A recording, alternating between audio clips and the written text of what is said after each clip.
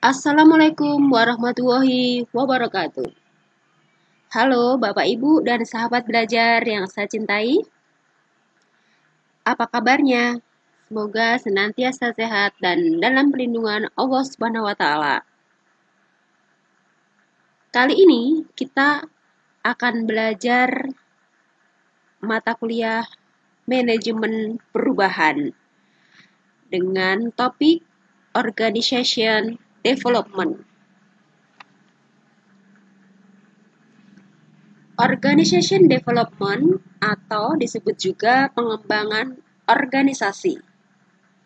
Pengembangan organisasi dalam ilmu manajemen lebih dikenal dengan Organization Development. Untuk dapat bertahan, organisasi harus mampu mengarahkan warganya agar dapat beradaptasi dengan baik dan bahkan agar mampu memanfaatkan dampak positif dari berbagai pembaruan tersebut dengan pengembangan diri dan pengembangan organisasi. Proses mengarahkan warga organisasi dalam mengembangkan diri menghadapi perubahan inilah yang dikenal luas sebagai proses organization development. Nah, Bapak, Ibu, dan sahabat belajar semua, untuk mengetahui lebih lanjut tentang organization development, jangan kemana-mana ya, tetap di channel ini dan ikuti terus materi berikut ini.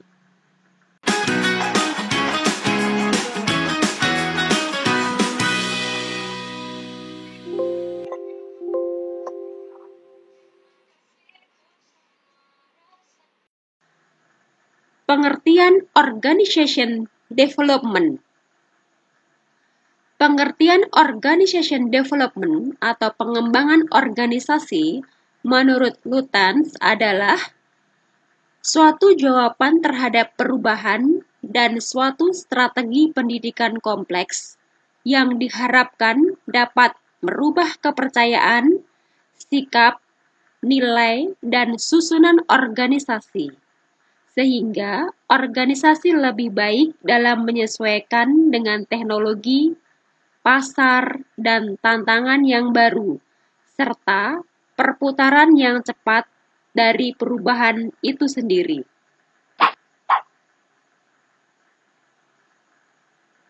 Berikutnya adalah pengertian organization development menurut Robbins, merupakan kumpulan perubahan terencana yang dibangun dari nilai demokrasi kemanusiaan yang bertujuan untuk meningkatkan keefektifan organisasi dan kesejahteraan karyawan.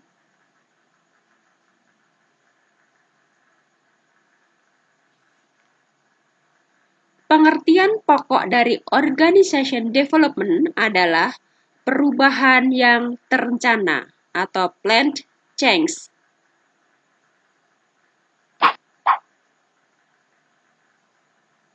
Teori dan praktek organization development.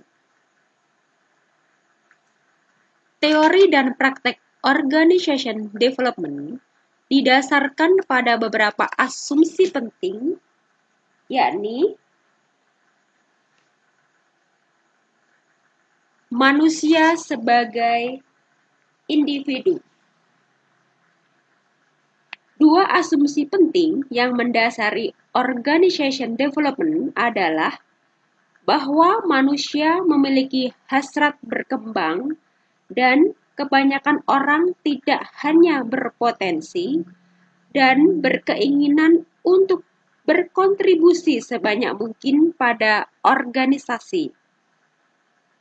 Organisasi development bertujuan untuk menghilangkan faktor-faktor dalam organisasi yang menghambat perkembangan dan menghalangi orang untuk berkontribusi demi tercapainya sasaran organisasi. Manusia sebagai anggota dan pemimpin kelompok. Organisasi yang menerapkan organization development harus berasumsi bahwa setiap orang dapat diterima dan diakui perannya oleh kelompok kerjanya. Dalam organisasi perlu ditumbuhkan keterbukaan agar para anggotanya dapat dengan leluasa mengungkapkan perasaannya dan pikirannya. Dalam keterbukaan, orang akan mendapatkan kepuasan kerja yang lebih tinggi, sehingga dengan demikian performansi kelompok akan lebih efektif. Untuk berikutnya yaitu manusia sebagai wadah organisasi. Hubungan antar kelompok-kelompok dalam organisasi menentukan efektivitas masing-masing kelompok tersebut. Misalnya, bila komunikasi antar kelompok hanya terjadi pada tingkat manajernya, tentunya koordinasi dan kerjasama akan kurang efektif daripada bila segenap anggota kelompok terlibat dalam interaksi.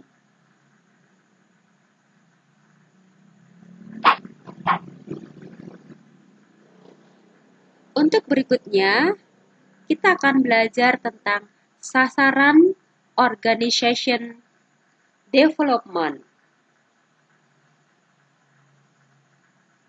Atas dasar asumsi-asumsi yang sudah saya sampaikan tadi, proses pengembangan organisasi diterapkan dengan sasaran sebagai berikut. Pertama, terciptanya hubungan yang lebih efektif antara departemen, divisi, dan kelompok-kelompok kerja. Kedua, terciptanya hubungan pribadi yang lebih efektif antara pemimpin dan anggota pada semua jenjang organisasi. Ketiga, terhapusnya hambatan-hambatan komunikasi antara pribadi dan kelompok. Dan yang keempat, berkembangnya iklim yang ditandai dengan saling percaya dan keterbukaan yang dapat memotivasi serta menantang anggota organisasi untuk lebih berprestasi.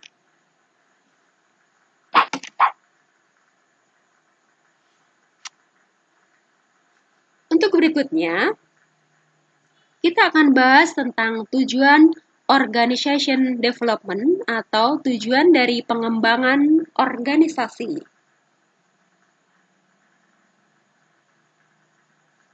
Tujuan organization development diantaranya yaitu 1. Sebagai alat dalam mengidentifikasi perubahan. 2.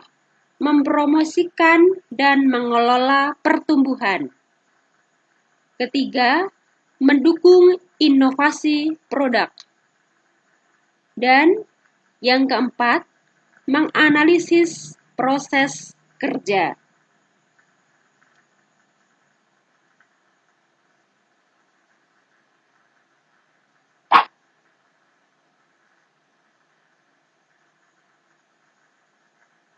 Untuk berikutnya yaitu proses yang diperlukan dalam menjalankan pengembangan organisasi.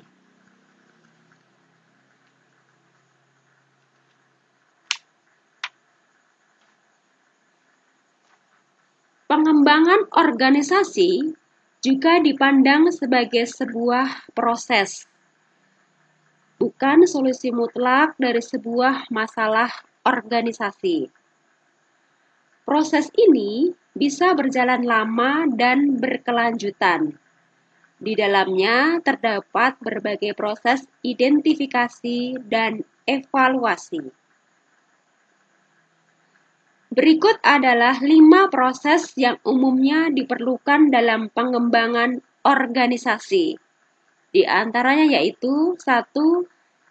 Identifikasi dan definisi masalah.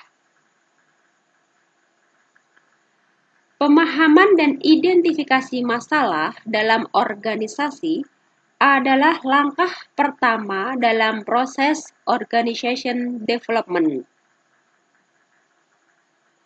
Identifikasi masalah ini meliputi pengetahuan tentang kemungkinan masalah pertumbuhan organisasi, kepuasan anggotanya, efektivitas organisasi, dan penggunaan SDM. Nah, setelah memahami dengan tepat apa masalahannya, praktisi pengembangan organisasi dapat melanjutkan untuk mengumpulkan data yang diperlukan untuk menyelesaikan masalah tersebut. Kedua, pengumpulan data yang diperlukan. Pengumpulan data mungkin merupakan aktivitas terpenting dalam proses pengembangan organisasi. Bisa dengan cara wawancara, observasi individu, dan kuesioner. Ini merupakan cara dasar yang paling umum untuk mengumpulkan data. Nah, metode pengumpulan data pun bisa berbeda-beda sesuai dengan sifat masalah yang dihadapi dalam perusahaan tersebut. Setelah mengumpulkan data yang diperlukan, organisasi melanjutkan untuk menganalisanya. Yang ketiga, diagnosis. Diagnosis membutuhkan keterampilan analisis dan observasi yang baik, karena seringkali sebuah masalah dilaporkan dengan kurang jelas. Nah, dalam program organization development ini dapat berubah menjadi praktek yang merugikan jika keputusan tidak didasarkan pada informasi yang jelas. Diagnosis tidak boleh dibatasi pada satu masalah. Seringkali faktor-faktor penting seperti sikap, asumsi, sumber daya yang tersedia, dan sebagainya juga perlu dipertimbangkan dalam fase diagnostik. Nah, untuk tujuan ini, survei sikap dapat dilakukan melalui kuesioner. Survei ini akan membantu mengidentifikasi masalah dengan jelas, seperti yang dirasakan oleh anggota organisasi. Jadi, diagnosis dapat membantu perencana untuk menemukan sumber masalah tertentu dan melihat perubahan apa yang diperlukan dalam sistem, struktur, ataupun sumber daya manusia. Yang keempat, perencanaan perubahan dan implementasinya. Setelah mendiagnosis masalah, pakar organization development mengalihkan perhatiannya ke perencanaan perubahan dan menerapkannya. Nah, intervensi pengembangan organisasi akan terlihat pada fase ini.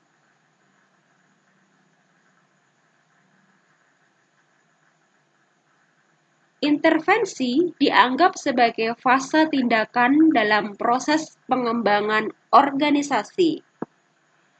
Intervensi di sini maksudnya adalah serangkaian aktivitas yang direncanakan, program, dan teknik yang digunakan organisasi dan klien mereka untuk berkolaborasi dalam program organization development.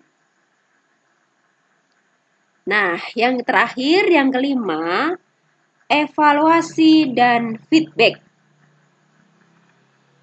Evaluasi juga dianggap sebagai salah satu tahapan penting dalam proses pengembangan organisasi.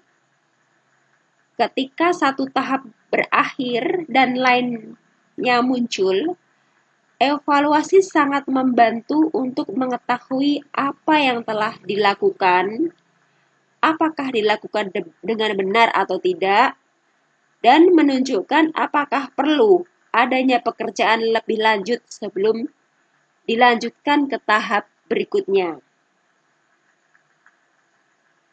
Setiap aktivitas organization development tidak lengkap tanpa feedback yang tepat.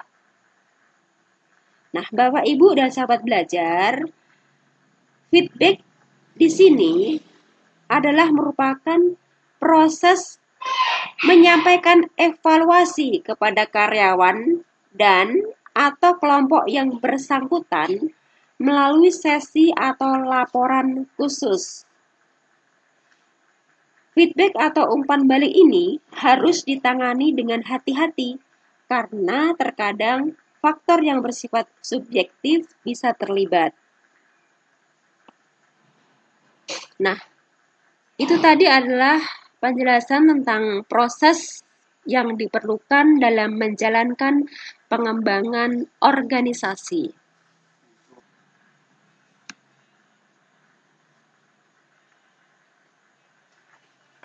Berikutnya, kita akan mempelajari tentang 5 tahapan dalam organization development.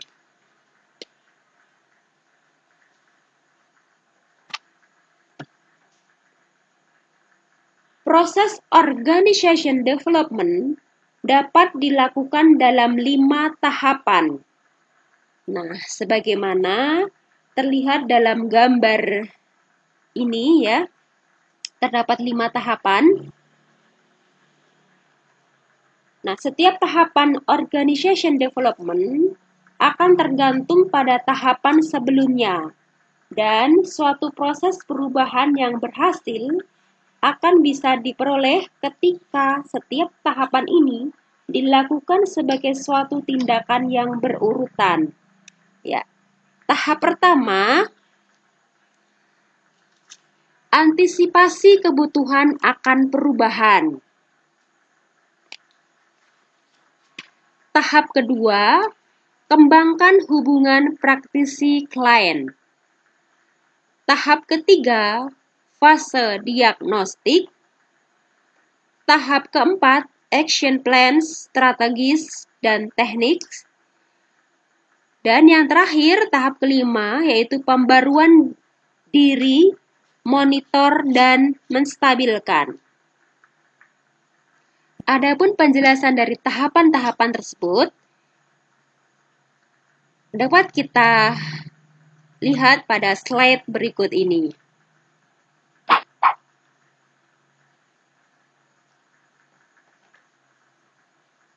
Tahap yang pertama, antisipasi kebutuhan akan perubahan.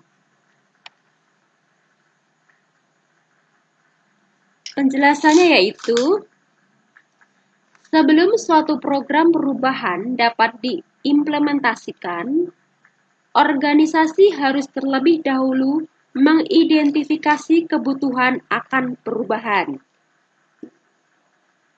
Identifikasi adanya kebutuhan ini menjadi penting karena hal itulah yang akan meyakinkan para pelaku perubahan untuk bersedia mengadopsi cara-cara baru untuk berubah. Langkah pertama yang dapat dilakukan adalah dengan mendengarkan masukan-masukan dari para staf, ya, karyawan maupun manajer. Misalnya, bahwa organisasi saat ini sedang berada pada kondisi yang tidak baik dan memerlukan perbaikan.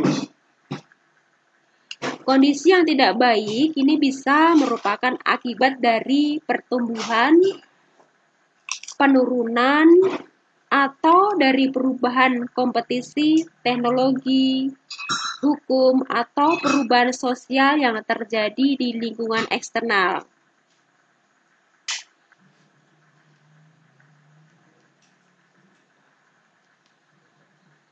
Tahap yang kedua, Kembangkan hubungan praktisi klien. Setelah organisasi berhasil melakukan identifikasi kebutuhan akan perubahan, kemudian seorang praktisi organization development hadir ke dalam sistem untuk membantu proses perubahan. Maka setelah itu akan mulai terjalin hubungan antara praktisi organization development tersebut dengan sistem dari klien yang sedang melakukan perubahan.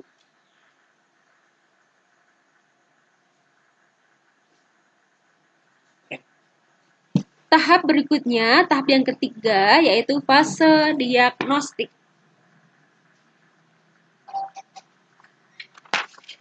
Setelah praktisi organization development masuk dan menjalin hubungan kerja dengan klien, praktisi organization dan klien akan mulai berbagi data mengenai sistem yang ada. Pengumpulan data merupakan sebuah aktivitas penting untuk menunjukkan masalah yang terjadi.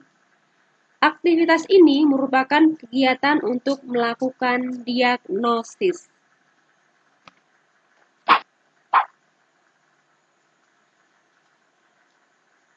Tahap berikutnya, yaitu tahap yang keempat, action plan, strategis, dan teknik.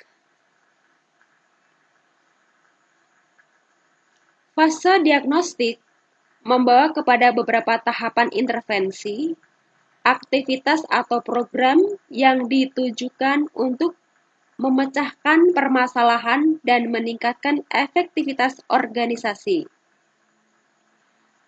Nah, berbagai program intervensi ini menerapkan teknik organization development, misalnya melalui total quality management, job design, role analysis, goal setting, team building, dan intergroup development untuk menghasilkan hal yang diharapkan dalam fase diagnostik. Dari semua tahapan program organization development, fase keempat ini merupakan tahapan yang memerlukan waktu paling banyak.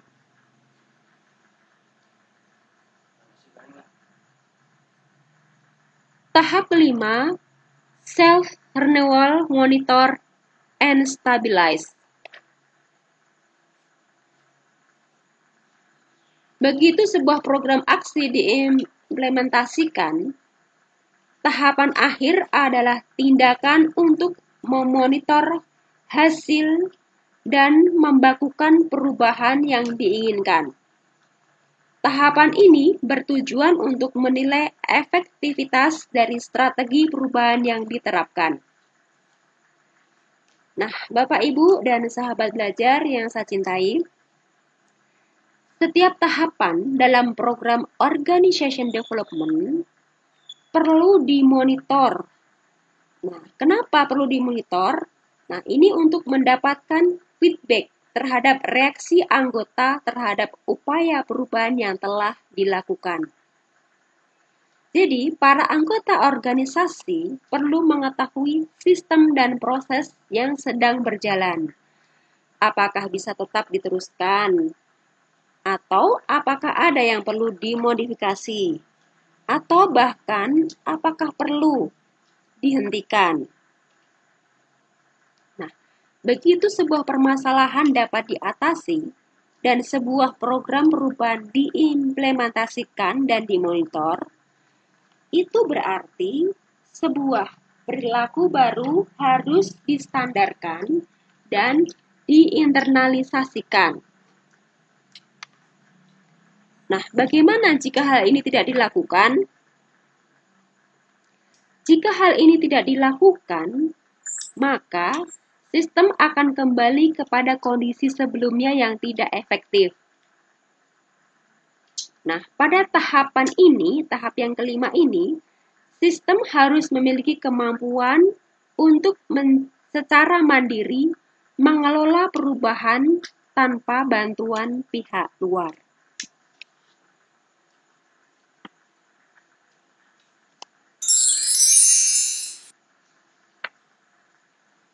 Alhamdulillah, materi kita tentang Organization Development telah selesai.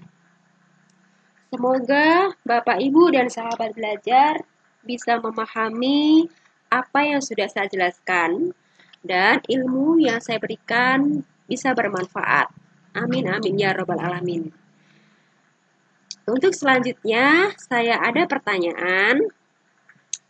Semoga Bapak dan Ibu bisa menjawab pertanyaan dari saya ya.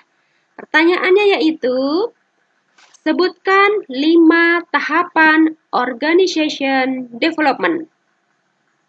Untuk jawabannya bisa dituliskan pada kolom komentar di bawah ini. Dan untuk mahasiswa dan mahasiswi IBM ASMI, jawaban bisa diupload di e-learning. Alhamdulillah, materi kita sudah selesai. Billahi taufiq wal hidayah. Wassalamualaikum warahmatullahi wabarakatuh.